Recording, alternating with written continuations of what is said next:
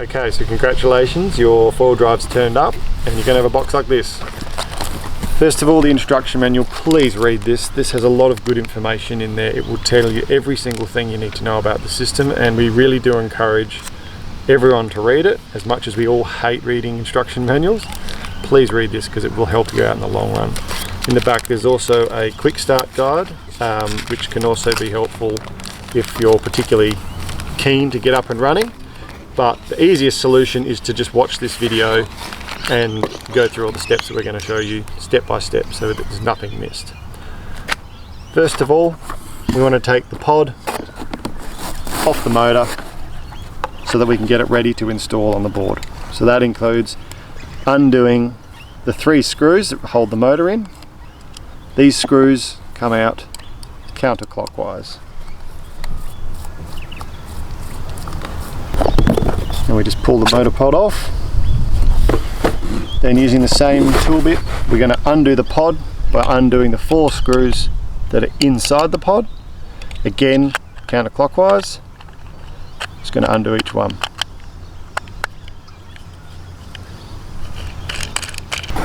Now, when you slowly pull it apart, you'll notice that the screws are hanging out the bottom here. There should be about 4 of them. Just don't tip this upside down so the bolts don't fall out. And then we want to clamp the pod around the actual mast. So in this case, we do the front section first, then the rear. You'll notice that inside the motor pod there's a key, which is this part here. It faces vertical. You want that facing towards the board. And then that comes here. And we simply slide it on like that. Now that these 2 halves are together, we want to do the screws up, and I will stress this, do not do these screws up excessively tight. There is no screw in this system that needs excessive force to do the system up. It is nothing like a heavy gauge bolt that does up masts or wings or anything like that. These are small 3M stainless steel bolts. They are not designed for high torque. So in this instance, put the screwdriver in and we're just going to slowly spin them all together with minimal force. So I'm even just using the fingers around the tool bit for really minimal force at this point. I'm just doing the screws up enough that the pod's not going to slide down. And then we can slowly move it up and down, and I'm going to set it to roughly about 20 centimeters, something like that. And at this point I can then slowly do up the bolts evenly. Again, this is just a small amount of torque. I do not need to really reef on the bolt. If you do, you will strip the threads. There we go. So it's just a 1/2 quarter turn there, and then now that's nice and firm. That's all it needs to do is pinch the mast and stay in place. And if you push on it hard enough, you can still slide it up and down a little bit, and that's okay. We're going to adjust that later. So that's how the pod is installed. The next step is installing the main box. And so you take out the box and the motor, leave the stubby cooler on there to protect the props. On the base of your box you're going to have the 3M dual lock pre-installed. So there'll be 2 layers of this, and you simply peel off the double-sided tape. You want to clean the surface of your board very, very well as best you can, preferably with like an isopropyl cleaning alcohol or something like that. So we want the board super clean so that the adhesive on the M3 dual lock has got something good to stick onto. If done properly, this will not come off. It is very, very good quality. So we then line it up as to where we want it to go. In this instance, we've already got it done, but we know from our template before it's going to be on the back here. So we would just line it up, push on it, and hold it down for a good 10 to 15 seconds. And then we recommend you leave it there for at least half an hour before attempting to take it off, because the adhesive really actually needs a bit of time to go off, and then you can remove it. So in this instance, because I've already done it, I'm just going to push the box on. And that clicking sound is the dual lock actually gripping. And so in your instance, you've just stuck it on, the adhesive's now stuck and it's already connected, so much like I've just done then. Then you can tilt the board forward and get ready to align your motor tracks. So the next step is we want to put the cable tracks on, which would hold your cable in place when you're riding, and they're located in the goodie bags. You're going to have this motor sort of loose at the moment, so the best way to do that is to just temporarily install it in your motor pod like that, And in the goodie bag, you're going to open it up, you're going to have a bunch of these cable tracks. Now these are 8mm guides with adhesive backed 3M tape on there. Again, very strong tape. So much like with the box, we want to get these tracks and we want to align them on the surface of the board as to where it suits us. So we clean the board again, isopropyl, make sure it's very, very clean. And you would just put the cable wherever it suits you for it to guide as nicely as it can into the box. In this particular instance, it's already done. So all we've done here is peel the tape off, clean the surface, stick it on. So once it's on, then you can push the cable into the track, like so.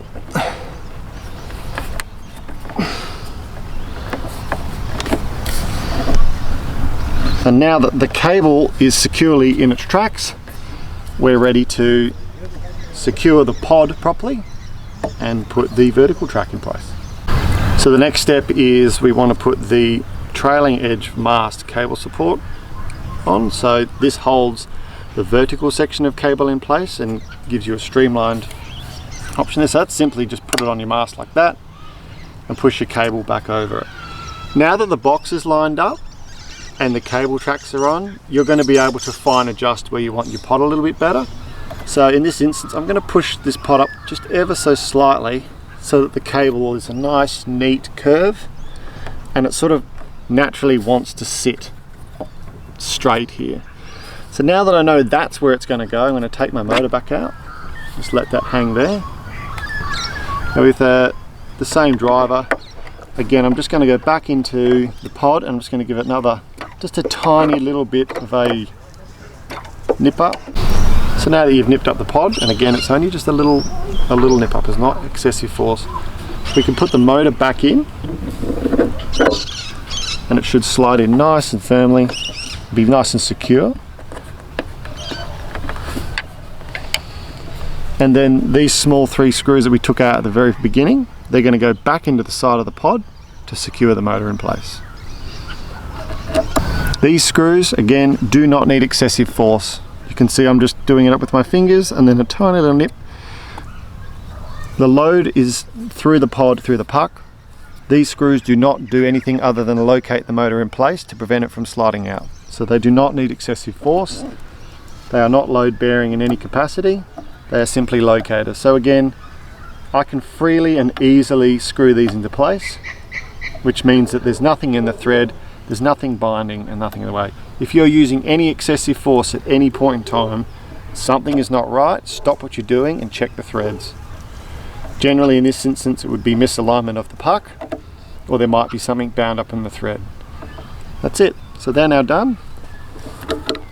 Take the stubby cooler off now. And the last task is to, using tape, wrap some tape around the mast, around the cord to hold everything in place so that when you go foiling, everything's secure and nicely held in place there. So any sort of decent quality electrical tape is fine. Sounds kind of crude, but it actually works really well. It's super cheap, it's very lightweight, and it's actually very hydrodynamically efficient. So that's not going anywhere. And now your system is installed. Hey, just thought we'd run through the paddle mounts. These do come left and right handed, and that's based on your preferred paddling orientation. So whether you paddle with the paddle on your right hand side of your body or whether you paddle with it on the left hand side of your body, that is the determining of the left or right. So I'm right handed, this is a right hand paddle mount. I use my throttle controller here and slide it into the mount. It's a friction fit and stays in there nicely. If you want to use it on your bottom hand, you flip it upside down and you place it on just like that.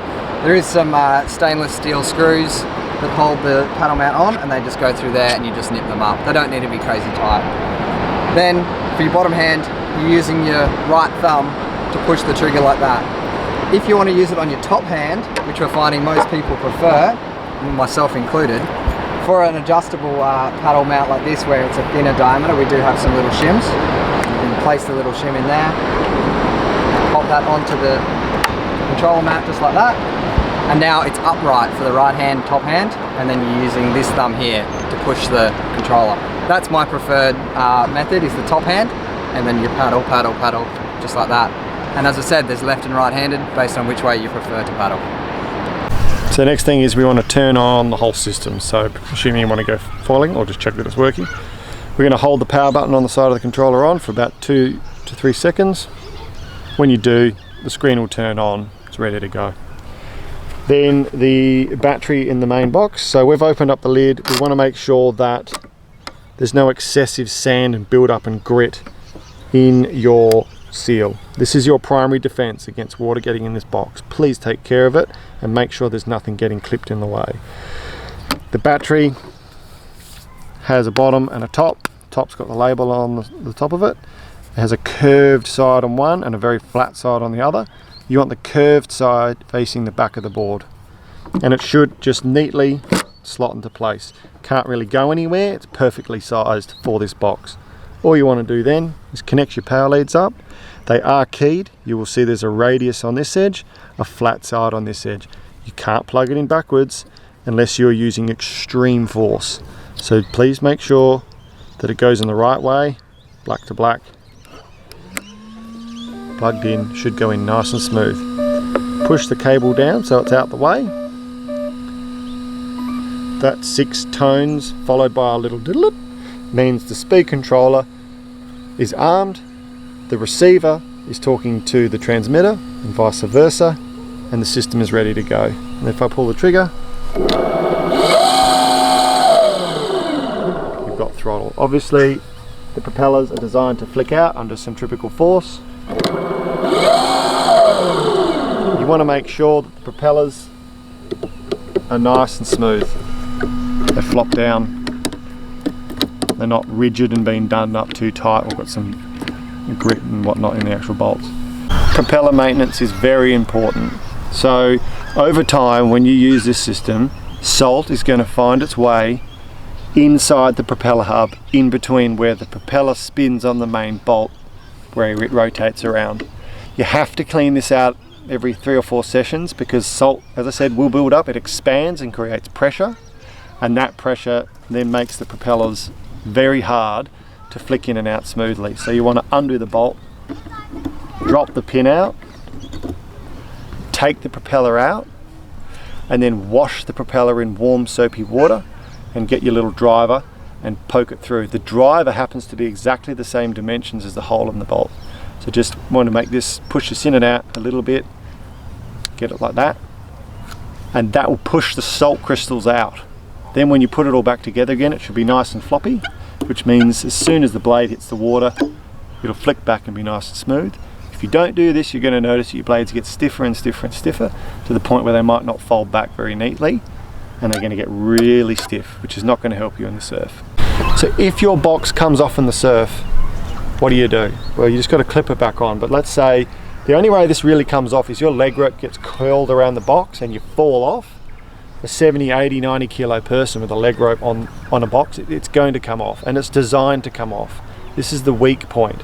So we want the box to come off so that you don't damage anything else. And you'll find it literally just sort of floating in the water. It's semi-buoyant. You're probably going to need to flip your board upside down, push the cable back into the track if it's come out a bit. So you just push it back in. Nice and smooth. Flip your board back over, put the box back on, and just click it back into place, and off you go again. Doesn't happen very often, but if it does happen, it's okay. Just make sure you clip it back on and get back on the surf. So you've just finished surfing. How do you pack the system up? Well, there's 2 different ways you can do it. One is you can just take the whole system off in the reverse order that we basically showed you, which would be take the box off, undo the 3 bolts, pull the motor out, take the pot off if you want to, take the tape off, and just peel that out of the rack. You can do that. Or we've found that customers seem to find a different and more simple method, which I personally use as well. Just always put your stubby cooler back on to protect your propellers, but you can literally just pull the box off, peel the cable out of the track, and then remove your normal bolts that hold your mast on and take the whole mast off. This all pre-connected. so that you don't have to worry about touching your pod, you don't have to take your motor off, you don't have to untape this, and you don't have to disturb the track on the back. So that when you get to the surf the next time, or wingding or whatever it is you're going to be doing, the only thing you have to do to install it is put your mast on like you normally would anyway, push the cable back in its track, click the box on. It's a 30-second process and you're ready to go like you were a normal foil board. Last thing, please, for the love of your system and the prolonged use of your system, wash your motor after every use. And I mean with fresh water, pour water over it, hose it with a tap, bring a bottle of water with you, something. Please flush this system, this motor system, with fresh water after every use. Salt water is incredibly bad when it comes to helping you preserve some sort of metallic object. So please wash this with fresh water.